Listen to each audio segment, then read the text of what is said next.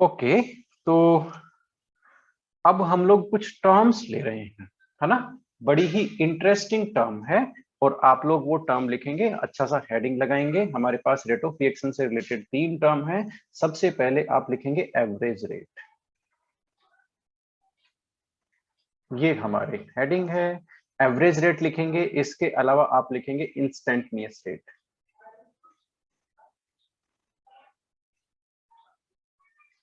एक टर्म और है, वो है इनिशियल रेट। इनका मीनिंग डिस्कस करेंगे भाई हम। ये क्या है, तीनों टर्म क्या, इंस्टेंटेनियस रेट क्या है, एवरेज रेट क्या है, इनिशियल रेट क्या है, ये टर्म हमारे डिस्कशन में आती रहेगी। ठीक है, तो इनका मीनिंग देख लेते हैं। एवरेज रेट क्या है, तो एवरेज रेट तो मैंने आपको बताया ही था। क्या बताया था, आप स्कूटी से यहाँ तक आएंगे, है ना, 2 किलोमीटर 10 मिनट में कवर करेंगे। तो बेसिकली बेसिकली आपने कवर किया 2 किलोमीटर 10 मिनट में, तो आपने 0.2 किलोमीटर पर मिनट की डिस्टेंस कवर की। ये आपका एवरेज स्पीड है। ये आपका एवरेज स्पीड है। एवरेज स्पीड क्यों, क्योंकि इस 10 मिनट के ड्यूरेशन में आपने कांस्टेंट गाड़ी नहीं चलाई है इतनी रेट से। एक्चुअल को है ना, आपने कभी स्पीड से चलाई है, आपने कभी धीरे चलाई है, लेकिन एवरेज रेट ये निकल करके आया है। ठीक है, तो ये एवरेज रेट है। तो एवरेज रेट क्या है, एवरेज रेट वो होता है जो एक सफिशियंट टाइम इंटरवल पे हो, जो एक सफिशियंट टाइम इंटरवल पे हो। यहाँ पर हमने सफिशियंट टाइम इंटरवल लिया है, दैट इज 10 मिनट। बात समझ में आई है आपको, ये एवरेज रेट है ना। इंस्टेंटनियस रेट का मतलब तो समझ रहे हो ना।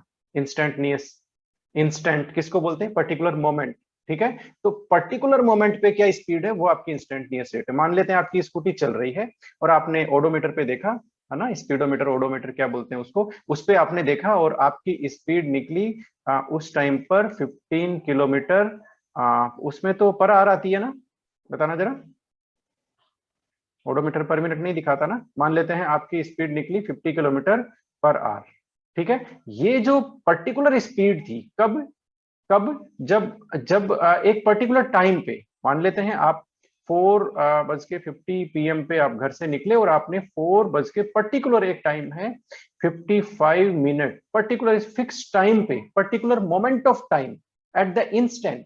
ठीक है, आपने स्पीडोमीटर पे देखा इतनी इसकी स्पीड है, ये आपका इंस्टेंटेनियस रेट है। बात आपको समझ में आई, पर्टिकुलर इंस्टेंट पे, पर्टिकुलर मोमेंट पे जो आपका रेट है, दैट इज इंस्टेंटेनियस रेट। और एक the rate over over a sufficient time interval, वो आपका एवरेज रेट है। मैं आपको समझा रहा हूं। ठीक है, एक आता है आपका इनिशियल रेट। इनिशियल रेट किसको बोलते हैं, चलो अब जब टाइम क्यों वेस्टेज करना, हम डेफिनेशन बाय डेफिनेशन ले लेते हैं। इनिशियल रेट को तभी डिस्कस करेंगे। सबसे पहले आप एवरेज रेट की डेफिनेशन लिख लो, नंबर 1 लगा करके उसकी डेफिनेशन लिख लो, फटाफट लिख लो। Rate of reaction over a sufficient time interval, फटाफट लिख लो। Rate of reaction over a sufficient time interval, sufficient time interval. ठीक है, सफिशिएंट टाइम इंटरवल, है ना, उसको क्या बोलते हैं हम लोग, average rate of the reaction. ये average rate of the reaction है।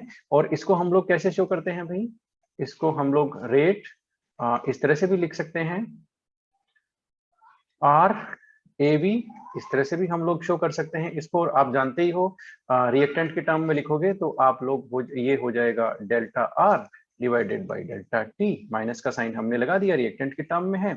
और प्रोडक्ट के टर्म में लिखोगे तो पॉजिटिव, आप लिखेंगे delta P divided by delta T.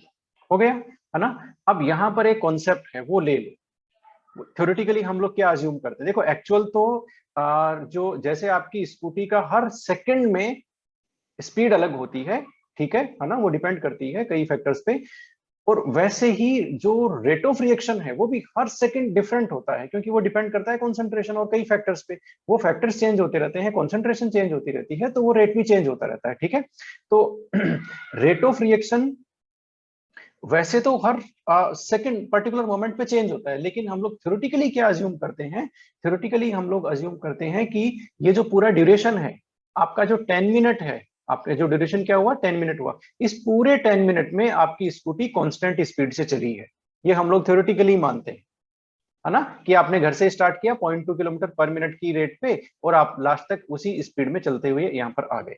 बात समझ में आ गई आपको। तो हम लोग क्या अज्यूम करते हैं, है ना, लिख लो ये फटाफट, ये लाइन है एक, average rate, average rate is assumed constant is, फटाफट लिख लो, मैं हो सकता है पूरी लाइन नहीं लिखूं, बोल रहा हूं उसको फॉलो करो। Is assume constant over the time period. ये लो भाई, ओवर द टाइम पीरियड, जो भी टाइम पीरियड है उसमें उसको कांस्टेंट मानते हैं कि ये कांस्टेंट है। ये थ्योरेटिकल अजम्पशन है, ठीक है ना, ये थ्योरेटिकल अजम्पशन है। ओके, तो ये हो गया हमारा एवरेज रेट। एवरेज रेट आपको समझ में आ गया होगा, इसमें कोई दिक्कत नहीं है, सफिशिएंट टाइम इंटरवल लेना है। अब आप कौन सा रेट लेंगे, हेडिंग लगा लीजिए, हेडिंग लगाने की जरूरत भी नहीं है, नंबर 2 करके लिख लीजिए, ये आप इंस्टेंटेनियस रेट लिखने जा रहे हैं। उसकी भी डेफिनेशन आपको क्लियर है, जो मैंने अभी बताई है वही इसकी डेफिनेशन है, लेकिन थोड़ा सा ट्विस्ट है, फटाफट लिख लो। Rate of reaction, instantaneous rate क्या है, इंस्टेंटेनियस रेट ये क्या है,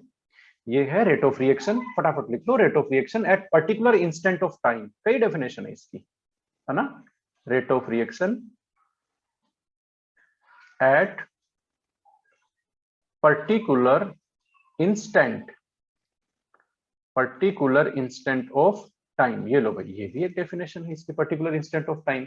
और पर्टिकुलर इंस्टेंट ऑफ टाइम को भी हम लोग ये भी बोल सकते हैं कि पर्टिकुलर मोमेंट पे, है ना, कैसे भी लिख सकते हैं, ठीक है। अब अब यहां पर एक टेक्निकल वो आ गई, प्रॉब्लम आ गई, है ना। प्रॉब्लम क्या आ गई भाई, क्योंकि रेट की जो बेसिक डेफिनेशन है वो क्या है, वो क्या है बताना जरा। रेट की बेसिक डेफिनेशन क्या है, रेट की बेसिक डेफिनेशन है change in concentration divided by time taken, यानी कि वो टाइम इंटरवल है। तो हमें टाइम इंटरवल के रेस्पेक्ट में भी इंस्टेंटेनियस रेट को डिफाइन करना होगा। बात समझ में आई आपको, ये तो इसका डायरेक्ट मीनिंग है, जो भी आपने लिखा है ना, ये इसका डायरेक्ट मीनिंग है। इसकी जो टेक्निकल डेफिनेशन है एज पर केमिकल काइनेटिक्स वो अलग है, ये समझने के लिए था, ठीक है, वो अलग है। उसमें हमें किसको इन्वॉल्व करना होगा, आप समझ गए, समझ में आ गया आपको कि रेट की जो बेसिक डेफिनेशन है वो है हमारी क्या बोलते हैं आपका, change in concentration divided by time taken, यानी कि टाइम इंटरवल के रेफरेंस में हमें डिफाइन करना होगा। टाइम इंटरवल चाहे कितना ही कम हो, है ना, हमें उसी के रेफरेंस में डिफाइन करना होगा। तो इंस्टेंटेनियस रेट का देखो मतलब क्या हुआ, मैं आपको समझा देता हूं। इंस्टेंटेनियस रेट का मतलब है rate at particular time, particular instant of time. तो पर्टिकुलर इंस्टेंट ऑफ टाइम यदि आप लोगे, सुन लो बात को, ठीक है, पर्टिकुलर इंस्टेंट ऑफ टाइम आप लेंगे तो आपका जो डेल्टा टी है ना, उसको ये मान लेंगे कि डेल्टा टी अप्रोचेज जीरो।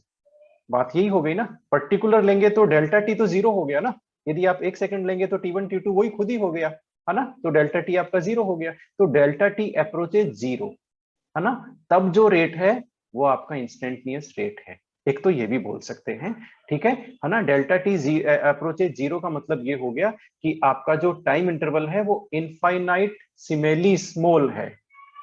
क्या है, टाइम इंटरवल इज इनफाइनाइट, ये यहां पर जगह हमें नहीं मिल पाएगी, यहां लिखते हैं time interval is infinitesimally small. ये लो, इनफाइनाइट सिमेली स्मॉल है टाइम इंटरवल, है ना। तो अब आप कैसे ही डिफाइन कर सकते हो, अब आपके पास है, बॉल आपके पाले में है, आप कैसे ही डिफाइन कर सकते हो, ठीक है। और लिख देते हैं, और लिख देते हैं, और स्मॉलेस्ट पॉसिबल टाइम इंटरवल। ये लो भाई, ये 3 टर्म हम लोग यूज कर सकते हैं, किसके लिए, किसके लिए, जो आप इंस्टेंट, पर्टिकुलर इंस्टेंट यूज ले रहे हो ना डेफिनेशन में, eight particular instant of time, उसके लिए, उसको हम टाइम इंटरवल के रेफरेंस में हमें डिफाइन करना होगा। तो उसके लिए 3 टर्म यूज ले सकते हैं, या तो हम बोल सकते हैं when delta T approaches zero, या हम बोल सकते हैं time interval is infinite simile small, या बोल सकते हैं स्मॉलेस्ट पॉसिबल टाइम इंटरवल। अब आप इंस्टेंटेनियस रेट को कैसे डिफाइन कर सकते हैं वो लिख भी सकते हो, या समझ लो बात को, ठीक है। क्या हो गया, इंस्टेंटेनियस रेट क्या है, rate over a infinitesimally small time interval. बात समझ में आ गई, ठीक है। ये हो गया, ये मैंने किसके रेफरेंस में किया, नंबर 2 वाली टर्म के रेफरेंस में किया। नंबर 3 में कैसे बोलोगे, rate rate over smallest possible time interval, ये मैंने जो 3 टर्म है, थर्ड टर्म उसके रेफरेंस में किया। अब जो 1 के रेफरेंस में है उसमें कैसे करोगे, rate of a reaction when time interval approaches zero, delta T approaches zero. तो ये लो भाई, ये तीनों एक दूसरे के वो है, सिनोनियम है एक तरह से, है ना। इन तीनों के रेफरेंस में हम लोग instant rate of reaction, instant rate को डिफाइन कर सकते हैं। आपको समझ में आया या नहीं आया, बताओ फटाफट। बता दो।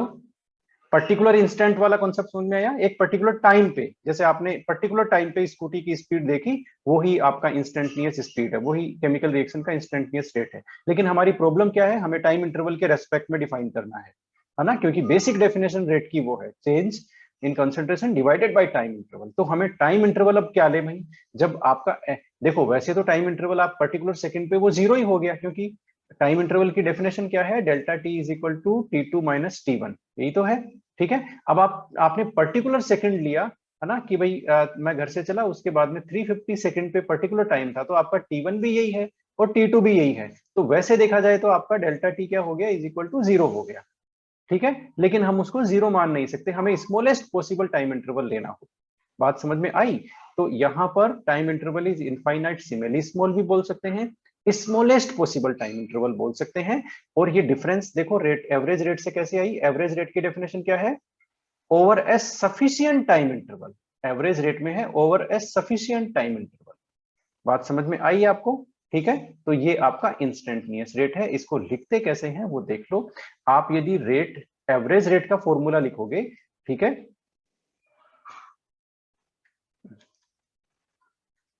इंस्टेंटनियस रेट, ठीक है, यदि आप एवरेज रेट की टर्म्स में लिखोगे इंस्टेंटनियस रेट को, जैसे माइनस डेल्टा लिखते जाओ R divided by delta T, है ना, इज इक्वल टू प्लस आपका delta P divided by delta T.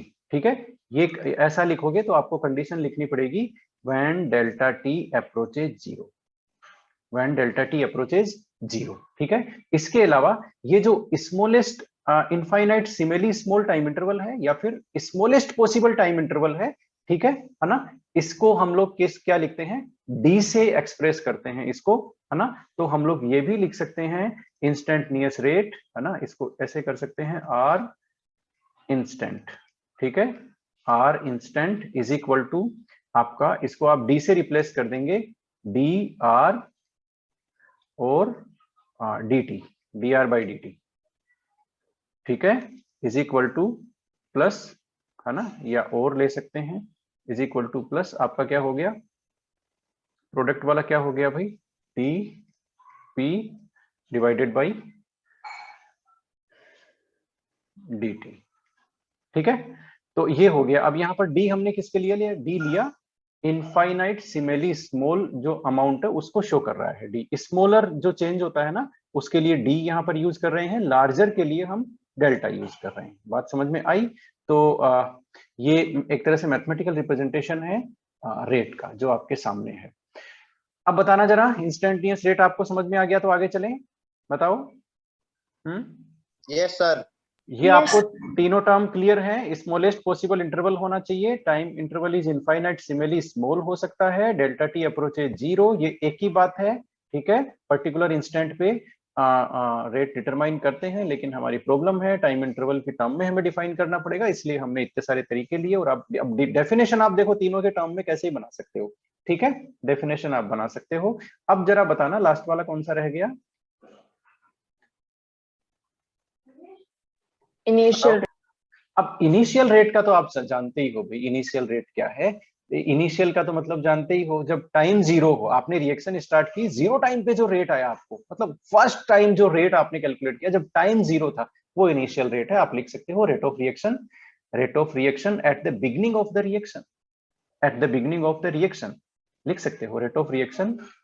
ये भी आपका रेट ऑफ रिएक्शन है, कौन सा रिएक्शन है, rate of reaction at the beginning of the reaction, या फिर rate of reaction when time is equal to zero, time zero हो। बात समझ में आई, है ना, बिल्कुल स्टार्टिंग में, बिल्कुल एट द इनिशियल। ठीक है, rate of the reaction when time is equal to zero, या फिर जो दूसरी डेफिनेशन मैंने बोली है वो लिख सकते हो, rate of the reaction, rate of the reaction at the beginning of the reaction. ठीक है, at the beginning of the reaction when time is equal to zero. Okay, ये हो गया आपका इनिशियल रेट। ये तो हो